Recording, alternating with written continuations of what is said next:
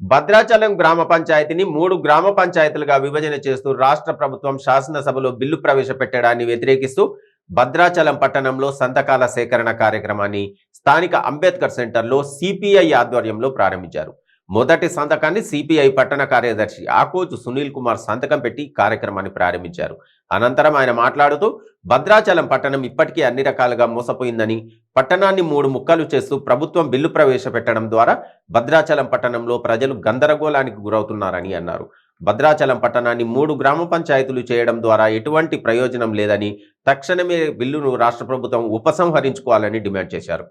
ఒకటే గ్రామ పంచాయతీగా భద్రాద్రిని ఒకటే గ్రామ పంచాయతీగా భద్రాద్రిని ఒకటే గ్రామ పంచాయతీగా రద్దు చేయాలి. భద్రాచలాన్ని 3 ముక్కలు చేసే బిల్లుని వెంటనే 3 ముక్కలు చేసే బిల్లుని వెంటనే కొనసాగించాలి. భద్రాచలాన్ని ఒకటే గ్రామ భారత కమ్యూనిస్ట్ పార్టీ సిపిఐ ఆధ్వర్యంలో భద్రాచలం గ్రామ పంచాయతీని 3 గ్రామ పంచాయతీగా వీస్తూ తెలంగాణ రాష్ట్ర అసెంబ్లీలో మరి రాష్ట్ర ప్రభుత్వం బిల్లు ప్రవేశపెట్టడాన్ని వ్యతిరేకిస్తూ భద్రాచలం పట్టణాన్ని ఒకటే గ్రామ పంచాయతీ కొనసాగించాలని సిపిఐ ఆధ్వర్యంలో భద్రాచలం పట్టణంలో ఒక పెద్ద ఎత్తున ఈ ప్రాంత ప్రజలు చైతన్యపరుస్తూ భద్రాచలాన్ని ఒకటే గ్రామ పంచాయతీగా కొనసాగించాలని డిమాండ్ చేస్తూ సిపిఐ ప్రజాభిప్రాయ సేకరణ చేపడతా ఉంది.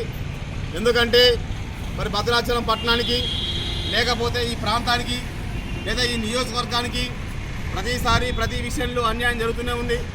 ఎందుకంటే అనేక దఫాలుగా అనేక రకాలుగా అన్ని రంగాల్లో మోసపోతున్న భద్రాచలం పట్టణం మరి ఈనాడు భద్రాచలం పట్టణాన్ని ఒకటే గ్రామ పంచాయతీగా కొనసాగించాలని ఈ ప్రాంతంలో ఉన్నటువంటి ప్రజలు కానీ, మేధావులు కానీ, రాజకీయ పార్టీలు కానీ, ప్రజా సంఘాలు కానీ ఏకకంఠంతో ఒకటేసారి డిమాండ్ చేస్తూ ఉంటే మరి ఈనాడు పాలకులు పెడచెవిన పెడుతూ మరి ఈ యొక్క భద్రాచలం పట్టణాన్ని సీతారామనగర్ కాలనీ, భద్రాచలం, శాంతినగర్ పేరుతో మరి విభజన గురి చేస్తూ ఇలా పట్టణాన్ని 3 ముక్కలు చేస్తే ఈ విధానాలకు స్వస్తి పలకాలని సిపిఐ డిమాండ్ చేస్తూ ఉంది.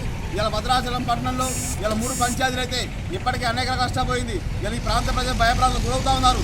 పరిపాలనా సౌలభ్యం పేరుతో మరి భద్రాచలాన్ని 3 పంచాయతీలకు విభజన చేస్తా ఉన్నారని అధికారులు చెప్తా ఉన్నారు, ప్రభుత్వం చెప్తున్నారు.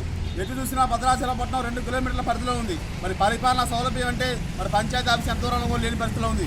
కాబట్టి ఇలా సీతారామనగర్ కాలనీలో లేదా శాంతినగర్లో లేదా భద్రాచలంలో రాబోయే ఎన్నికలు పెడితే ఎన్నికల్లో వివిధ రాజకీయ కారణాల రీత్యా సీతారామనగర్ కాలనీ పంచాయతీ ఒక సర్పంచ్ గెలిచి, శాంతినగర్ ఒక సర్పంచ్ గెలిచి, భద్రాచలం ఒక పార్టీ సర్పంచ్ గెలిస్తే మరి సీతారామనగర్ కాలనీలో పంచాయతీలో ఉన్న చెత్తని భద్రాచలం పంచాయతీలో పోయడానికి వీలేదని ఈ సర్పంచ్ తీర్మానం చేస్తే లేదా ఆ సర్పంచ్ తీర్మానం చేస్తే రేపు ప్రజల్లో వైద్యులు జరిగింది, ప్రజల్లో గొడవలు వచ్చే పరిస్థితుంది.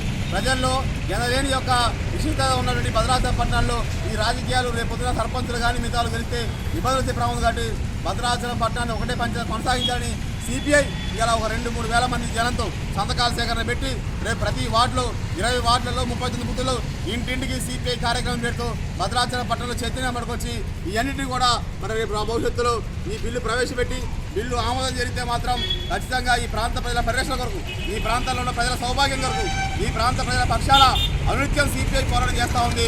ఈ ప్రాంత కష్ట సుఖాల్లో, నష్టాల్లో, కష్టాల్లో అన్ని రంగాల్లో సిపిఐ ఉంది. కాబట్టి ఈ ప్రాంత ప్రజల భౌగోళిక స్వరూపం కొరకు, ఈ ప్రాంతాన్ని కాపాడడం కొరకు అవసరమైతే రాష్ట్ర కమ్యూనిస్ట్ పార్టీ నాయకత్వ సూచనతో హైకోర్టుని ఆశ్రయించైనా భద్రాచలం పంచాయతీని ముక్కలుగా కూడా